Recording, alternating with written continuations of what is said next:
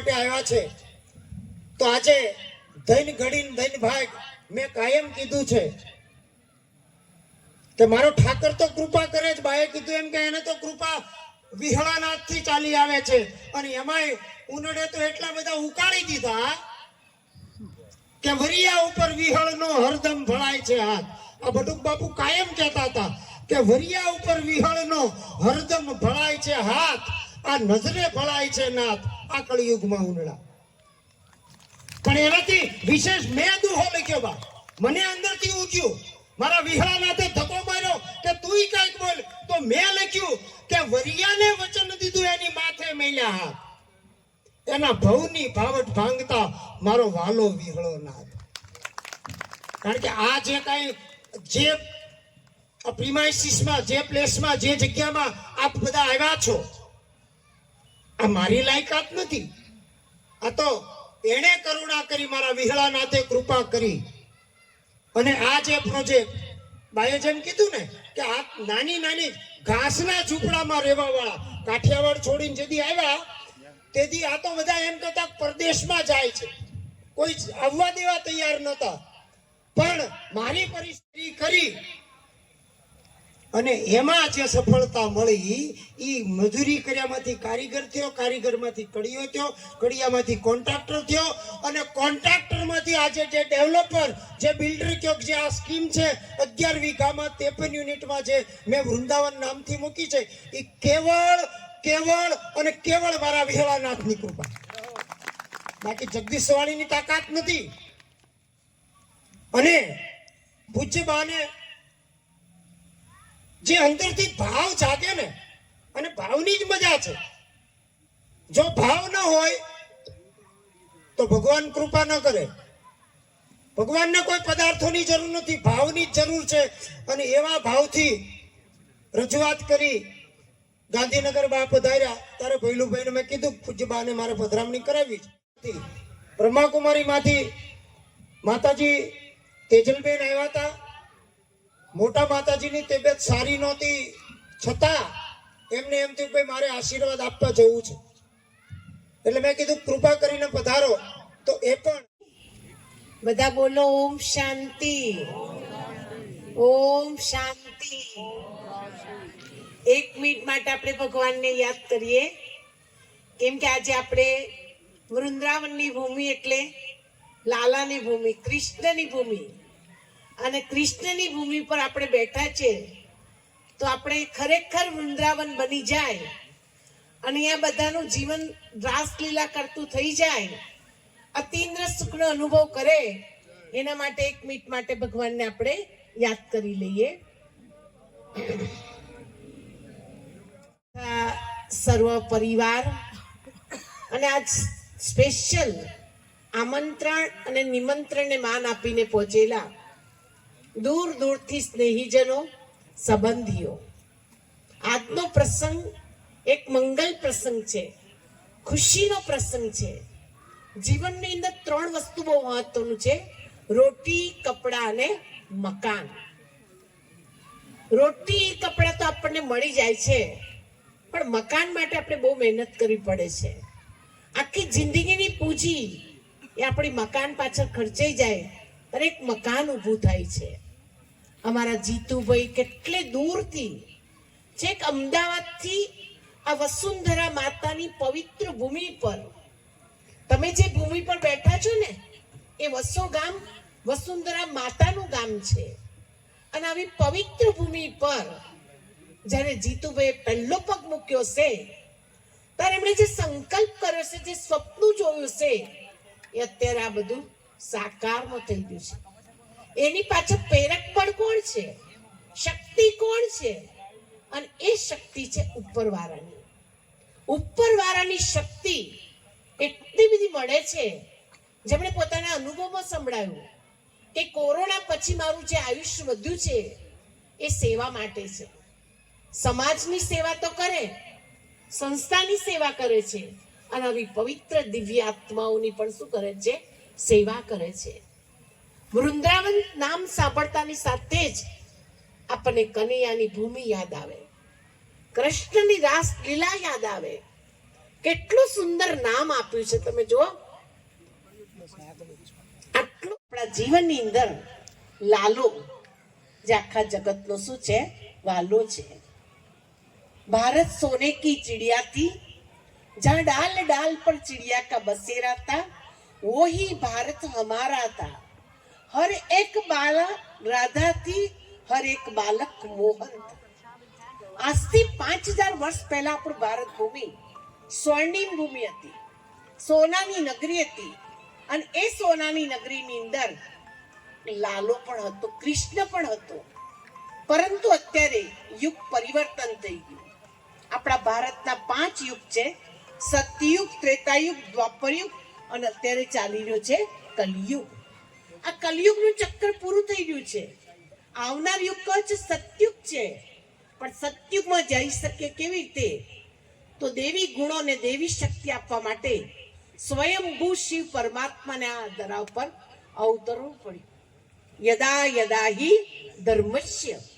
ગીતાનો બીજો એક શ્લોક છે, હું આવું છું, સાધારણ વૃદ્ધતનની અંદર પ્રવેશ કરું છું, પણ મને કોઈ ઓળખી શકતું નથી. સન 1937 થી ભગવાન આ સૃષ્ટિ પર ભારતને સ્વર્ણિમ બનાવવા માટે, હર ગામને ગોકુળિયું ગામ બનાવવા માટે, હર ગલીને વૃંદાવન બનાવવા માટે, હર ઘરને સ્વર્ગ બનાવવા માટે, હર નારીને લક્ષ્મી અને નરને નારાયણ બનાવવા માટે અવતરિત થઈ ચૂક્યા છે. સ્વયં પરમપિતા પરમાત્મા ખાલી બ્રહ્મા કુમારીઓના નથી. આપ સૌ અહીંયા બેઠા છો, બધાની અંદર એક ચેતના છે અને એ ચેતનાનું નામ છે આત્મા. અને એ આત્માના પિતા કોણ છે? આપણે બોલીએ છીએ ને પરમ પિતા પરમાત્મા. તો પરમ પિતા પરમાત્મા નિરાકાર જ્યોતિર્બિંદુ કલ્યાણકારી ભગવાન શિવ છે. આપ સૌના પણ પિતા છે. ભગવાન એક સિક્રેટ વાત કહી છે કે જે દિવસે જે બાળક દિલથી કહેશે કે મારા બાબા, એ દિવસે એની બધી મનોકામના હું શું કરીશ? પૂર્ણ કરીશ. કેમ કે બાપ છે ને, અને બાપ અગર બાળકને કશું કહેવું પડતું નથી, ઓટોમેટિકલી બધી જ પ્રાપ્તિને અનુભૂતિ થાય છે. એમ 2025ના સાલની અંદર આપ સૌ બેઠેલા સમગ્ર પરિવારના સભ્યો, સ્નેહીજનો, માતાજી, હેરંજ આશ્રમથી પધારેલા ભાઈશ્રી અને અમારા આદરણીય જીગરભાઈજી, આપ સૌને પણ ભગવાન 2025ના સાલની અંદર એવી શક્તિઓની વર્ષા થાય, દુઆઓની વર્ષા થાય. જ્યાં ચરણ રાખો, જ્યાં કદમ રાખો, ત્યાં તમે સફળ ને સફળ થાવ. આપના જીવનની અંદર ભગવાનની કૃપા વરસે, તન તંદુરસ્ત રહે, મન ખુશ રહે અને સ્થૂલ ધન અને સૂક્ષ્મ ધનથી ભરપૂર થાવ. એવી 2025ના સાલની અંદર, કેમ કે જનવરી માસ ચાલી રહ્યો છે, આ માસની અંદર સ્વયં ભગવાન અમને બધાને સાધના શીખવાડે છે, તપસ્યા શીખવાડે છે. કેમ કે જીતુભાઈ અને જગદીશભાઈની ત્યાગ તપસ્યા વગર આટલું મોટું બન્યું નથી. એમણે કેટલો ત્યાગ કર્યો છે, કેટલી તપસ્યા કરી છે અને કેટલી સેવા કરી છે, ત્યારે આટલું સરસ ફર્સ્ટ ક્લાસ વૃંદાવન તૈયાર થયું છે. આ વૃંદાવનની અંદર રહેનાર, આવનાર અને જોનાર બધાને ભગવાનની શક્તિ પ્રાપ્ત થાય. હર બાલા રાધા બની જાય, હર બાલક મોહન બની જાય. નર એવું કાર્ય કરે નારાયણ બને, નારી એવી કરણી કરે શ્રી લક્ષ્મી બને. એવી આજના દિવસે મંગલ કામના છે, મારા દિલની દુઆઓ છે, પરમપિતા પરમાત્માની દયા છે. એટલે આજના દિવસે આપ સૌને ભગવાન ખૂબ શક્તિ આપે અને આવી નવી ખુશી, જેમ આપણા ભાઈ પાછળ બેઠા છે, થોડી વાર પછી આપણને સરસ હસાવશે, સરસ એવી ગીત ગાશે, ગઝલ ગાશે, વાતો કરશે, જે આપણે ટેમ્પરરી લેવલ પર ખુશ થઈએ છીએ. એ સૂત્રને બા મેં પણ અંદર ઉતાર્યું છે. સંકલ્પ છે સૃષ્ટિ બનતી. દરેક વિચારધારા છે, જે મહાપુરુષો આવ્યા છે, પૂજ્ય બા પાળિયાદની જગ્યામાંથી મને તમને જે વચન આપ્યા, એ 3 વચન યાદ કરો, જેમાં મારું ને તમારું ભવિષ્ય ઉજળું છે. અહીંયા સંત ભગવાને જે મને તમને વચન કીધા, એનો નિચોડ તમે કાઢો. એની અંદર શું હતું? મારા ને તમારા જીવનનો નિચોડ હતો. હું ને તમે કઈ રીતે શ્રેષ્ઠ બનીએ, અહીંયા માતૃશ્રી વાત કરી શિવ બાબા સુધીની કે એકવાર બાબાને જે પુકારશે એ તરી જશે. આ ત્રણેય સંત ભગવાનોએ જે મને તમને આશીર્વચન આપ્યા એ કોઈ પણ પોતાના પરિવાર માટે નથી આવ્યા, પોતાના દીકરા દીકરી માટે નથી આવ્યા, મારા ને તમારા દીકરા દીકરી સુખી થાય એટલા માટે એમણે આ વાત કરી છે. અમે અહીંયા બોલીએ છીએ તો કંઈક અમારા માટે આવ્યા છીએ ને. હા, કાલ ફોન કરો તો ખબર પડે કાળીઓ કેટલામાં પડે. પરમાત્માની કૃપા છે. અમે પ્રોફેશનલ છે એના ગુણગાન ગાઈ તોય અમારી ઉપર આટલી કૃપા છે, પણ જેણે ભેખ એના નામનો પહેરી લીધો એની ઉપર એની કેટલી કૃપા હશે સાહેબ. હું તમને વિશ્વાસપૂર્વક કહી શકું કે પાળિયાદની જગ્યામાં પૂજ્ય બા જે જગ્યાનું આજે સંચાલન, એ જગ્યાની ભક્તિ આજે એના હાથમાં છે. ઠાકરથી એક દોરા હોય છેટા ન હોય, એના હૃદયમાંથી મારા ને તમારા માટે જે ઉદ્ગાર નીકળે એની ચિઠ્ઠી ઠાકરના ચરણે પોગી ગઈ હોય. તમને વિશ્વાસ હોવો જોઈએ સાહેબ. કેવી કેવી સંતોની જે ભગવાનની સમક્ષ મારા ને તમારા માટે જે વાત રજૂ કરવામાં આવે એ વાત કેટલી મજબૂત હોય, એનો કેટલો એની ઉપર તમારી પર પ્રભાવ પડે. બા એક પ્રજાપતિનું આંગણું છે અમારા. આમ તો હું કાયમિક માટે કહું છું, કુંભાર તો બડો કારીગર, તુજસે બડો નો કોઈ, સબકો તેરી જરૂરત પડે ભલે રાજા કે રંગ હોય. બા એકવાર હોરઠની ધરતીમાં વરસાદ ઓછો, અને બહુ સાંભળેલો પ્રસંગ છે, સત્ય ઘટનાનો પ્રસંગ છે. જગદીશભાઈ, સોરઠની ધરતીમાં સત્તાધારે વરસાદ મોડો થયો. આપણે આપણા બાપનો વિનોદ કરવાનો છે. એટલે એવો જેટલા પણ પાછળ બેઠા છે ને, જે બધા એકબીજા વાતો કરે છે એ વાતો પછી કરજો. પહેલા આપણે ઠાકરનો જયનાથ કરી લઈએ, અને જો શક્ય પોસિબલ હોય તો મારી સામે આમ બેસી જાય. આજે આ પોલી બાજુના મોઢા રાખીને બેઠા છે ને, એને વિનંતી છે કે આમ સામે બેસી જાય, શક્ય હોય તો આજની રાત જ. એટલે એવો જયનાથ કરી બોલી વિહળાનાથની.